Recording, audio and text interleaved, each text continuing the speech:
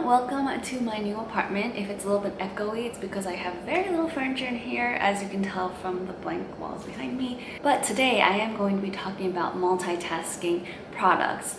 Most of these are going to be natural. Actually, I think all of them are basically natural products. I think I have about 6 or 7 products here to talk about, and I'm just going to get into it. So my favorite multitasking product out of all of these is one I have talked a lot about, and it is argan oil, pure argan oil. This just happens to be the Ordinary's one, 100% organic cold pressed Moroccan argan oil. Of course, Josie Marin does one, Trader Joe's does one now. I've used one from the Physicians formula that I didn't like that much, but you can find this basically anywhere now. I primarily use this now as basically like a leave-in conditioner for my hair. I will put 3 drops of this in my hair when it's damp. I have a lot of videos on argan oil, but basically I've experimented with it a lot, and for my hair type, which is thick, dry, kind of frizzy, it's best to apply when it's damp but not like too wet. And then in the morning, if it is still very frizzy, I'll add like a drop and rub it between my hands, and then just apply it to the ends upwards as you would with like an oil or a leave-in conditioner. Other purposes that I've used this for in the past is a night moisturizer. After I'm done washing my face, I'll do about 3 drops at the palm of my hand, rub it again, and then just pat it into my face. Then you can use it as an eye cream. I use it also all the time right now as an eye makeup remover. I use only waterproof eye makeup, and what I'll do is I'll do 3 drops of this, rub it between the tips of my hands here, and then just like massage it into my eye area. Of course, it doesn't take everything off, but it takes a good portion off. Sometimes I'll go in with another drop or 2, and then I'll wash it off with a regular face wash. Another way I have used argan oil in the past, which I wouldn't necessarily recommend because argan oil is a little bit more costly than other oils, is as an oil cleanser.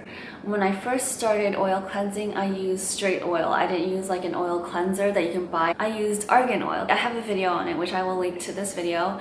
Basically, you pour some in, like maybe a quarter size amount, depending on how thick the oil is, and then you rub it in between your fingers, and then you rub it across your face, and then you let it sort of sit for a while. I used to soak a washcloth with hot water, wring it out, and then like drape it over my face for a few minutes, just to let it like steam in, and then I would wipe it off with the washcloth, and that was it.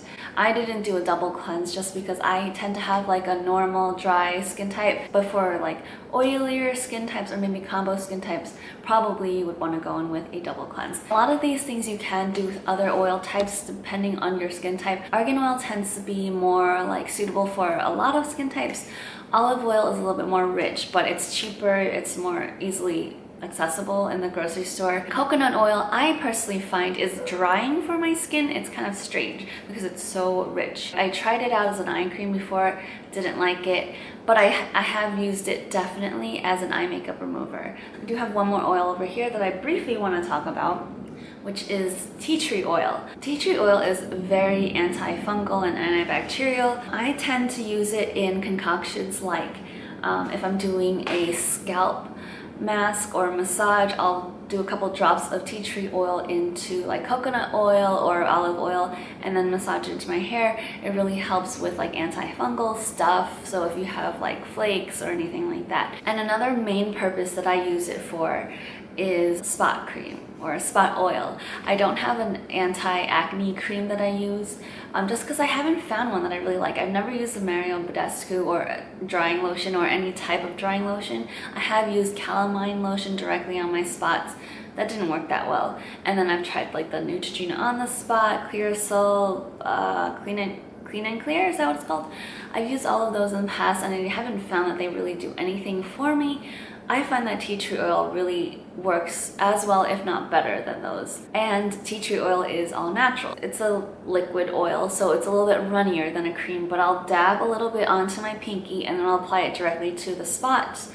It really works rather quickly depending on how big and deep the acne is, but I find that it reduces the size within a day or two typically. It is very drying though, so I would recommend putting it on top of your moisturizer. Add a protective moisture barrier, I guess, before you put the tea tree oil on, because it is really drying. But it does really work. And also, if you do clay masks and you mix your own clay mask, you can do a couple drops of that in it and it'll help with acne. Tea tree oil is something that I always have in my medicine cabinet. Okay, moving on from oils now, I'm going to talk about honey. I've talked about honey a lot before. One of my videos I did, I think at the end of last year, I did something that was like tips and tricks for things you might not have thought about, and that was about using crystallized honey, you know, when it gets crystallized at the very end and you can't really even get it out of the tube because it's so thick. I use that stuff as a lip scrub, and because honey is naturally also antibacterial, it will keep for a long time and you don't have to worry about it going bad really. But of course I wouldn't dip my finger into it or anything like that. Like scoop it out onto a spoon and then use that crystallized honey to do a lip scrub. You know, you don't have to mix sugar or anything like that. Honey I also use as a salve. If I have a cut that isn't like too gushy or anything like that, I will apply a little bit of honey, like a drop of honey onto it, and then slap a band-aid on. I really find that it helps seal the wound or the cut, and then it helps let it heal pretty quickly as well. The other thing which you probably have heard about is that you can use honey as a face wash. It's good for all skin types, but removing your makeup first and then using this as a face wash, as you would with any face wash.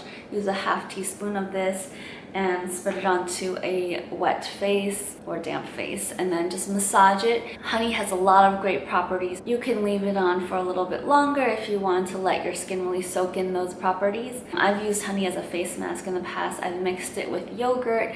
I find that that combination is really excellent for really giving it a little bit of brightness because of the lactic acid in the yogurt. Honey is a natural humectant, which means that it naturally draws moisture to your skin from the atmosphere. It's very gentle and it's antibacterial, like I mentioned earlier, and of course it's moisturizing. This is not a raw honey. If you can get your hands on raw honey, that's even better than a regular honey. Raw honey will give you more benefits, more of those magical properties. And another thing I like to use honey for, sometimes if I'm in a pinch, if I have dried lips, I will use it as a lip balm or like a lip mask, and I'll let it sit for a while and then you can lick it off. And it really does soothe the lips. I think all of us know that honey is a very soothing kind of ingredient. Okay, so speaking of salves and balms and soothing things, lip balm. I think everyone kind of figures that you can use this not only on your lips, but on dry spots on your skin, like a skin salve. I have currently pretty dry skin from washing my hands a bit too much and the weather getting colder. But another thing you can do if you're in a pinch or if you're traveling and you don't want to bring too many products, use a lip balm as a highlighter. You need to find a lip balm that's a little bit more on the greasy side. You know, there's some that are very waxy and some that are greasier or shinier. You would have to find a softer, smoother, shinier kind of lip balm for this purpose. If you look at a lot of the more natural brands out there right now, like RMS and Milk, and it'll give you that same glow. It won't be like shimmery or anything like that, but it'll be a more natural glow, dewy look. If you are in a pinch, I would use a clean finger, rub it on, and then just pat it in, and it'll give you that same glow. And I guess since we're talking about lip products, for many years now I've been using this lipstick as an all-over color stick when I travel. Rub it about 3 times here and then just dab it into my cheeks as a blush, and then I will also just push it into my lips as a sort of lip tint. This is a L'Oreal lipstick, not natural. I've been using for the last like 8 months or so this Josie Maran Coconut Watercolor Cheek Gelée. It's a gelée, which probably doesn't mean very much, but it's kind of bouncy. And I do use this primarily for my cheeks. I'm wearing it today. It's a very light, natural, kind of dewy flush. But I also have applied this to my lips when I wanted something very easy. It was a weird feeling when I put it on my lips. I definitely, like, I can't tell when I put it on my cheeks, like that it's a gelée. and how bouncy it really is, but when I put it on my lips, it was very like watery feeling. It did give it a tint. I'm just using that one now. I wouldn't really recommend this product for the lips, but you probably know that there's tons of natural makeup brands out there who do a 2-in-1, 3-in-1 stick. I know Burt's Bees does the lip tints, which you can also apply on your cheeks. Josie Maran has also like sticks that you can use for multiple purposes. I mean, everyone does one now. I love saving space in my toiletry bag and just using one color stick. And also it really ties the whole look together if you're looking for a more natural tied together look. This one is something that probably everyone knows already, but here is my natural conditioner from Trader Joe's, the Tea Tree Tingle. I've been finding that this conditioner has been a little bit drying for my hair. I'm almost done with it, I'm just gonna finish it up. So when you find a conditioner that you don't love all that much, you can definitely use it as a shaving cream. This one is kind of watery for that purpose, but if you have like a hair mask that you don't really find is working for you, that's not too expensive, by all means, use that as a shaving cream. I mean, you could probably use shampoo even, or body wash, because they're basically the same thing. But conditioners just offer like a more luxe, creamy kind of feel, maybe not as like lathery. Another multitasking product is African Black Soap. This is just a little bar that I'm using. I use it primarily as a face wash, which I'll lather up in the shower and then I'll massage it into my skin and just wash it off. It is a little bit stripping for my skin type. It might not be for all skin types, but it is a little bit harsh. So I always follow up with tons of moisturizer. But it is really high in antioxidants, so it helps fight off free radicals and helps basically balance skin tone and things like that, and also has antibacterial properties in it. But because it is a soap and it lathers naturally, it's a natural product, you can use it as a shampoo, as a body wash or body soap.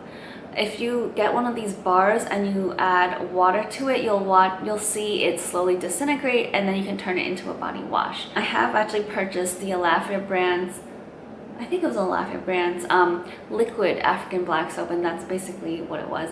And it was an all-in-one. I've featured that in a video before. It's a shampoo, body wash, and face wash, which I did use it for most of those purposes. But to use it as a shampoo, you would just lather up and then, you know, massage it into your scalp. It'd probably be really good for dandruff and things like that because it is antibacterial. And it's really easy to travel with something like this. Just be sure to bring something that you can dry it on, like one of those mats or a soap box that has like little slots where the liquid can fall through, because this turns into mush when it gets really wet. All right, the last one is a technique or product kind of thing that I've talked about in the past. This is a Sephora Creamy Night Mask. I love Sephora sleep mask pods that you can get for like $4. It lasts about 6 to 8 uses. And it's a little easy pod that you can use for traveling if you like to apply like a mask when you're on the airplane and things like that. Since they're overnight masks, you're meant to leave them on and wash them off later, or even not wash them off at all. This is basically the same kind of product, it's just not the same exact product. The steps say 1 or 2 times a week, apply a fine layer evenly over dry, clean skin. Let it work overnight. If necessary, rinse off any excess in the morning. So when I travel, unless it's really, really, really dry, I don't bring like a separate nighttime moisturizer. If I want to apply a mask on the plane, I will basically use one of these overnight masks and apply it while I'm on the plane, and then use this throughout the trip as my nighttime moisturizer. Or my daytime moisturizer too, if I'm not planning to go out and use SPF. So that's one of my tricks for if you want to bring a mask and a nighttime moisturizer, but you don't have the space for both. I think I've covered basically everything now. I hope this video was helpful for you. I hope you learned a thing or two. Let me know if you have any tips and tricks for multitasking products. Let me know what you pack when you're traveling, and if you know of any other things that might serve more than one purpose, so you can save some space in your suitcase. Thanks so much for watching and for subscribing, and I will see you next time in my next video.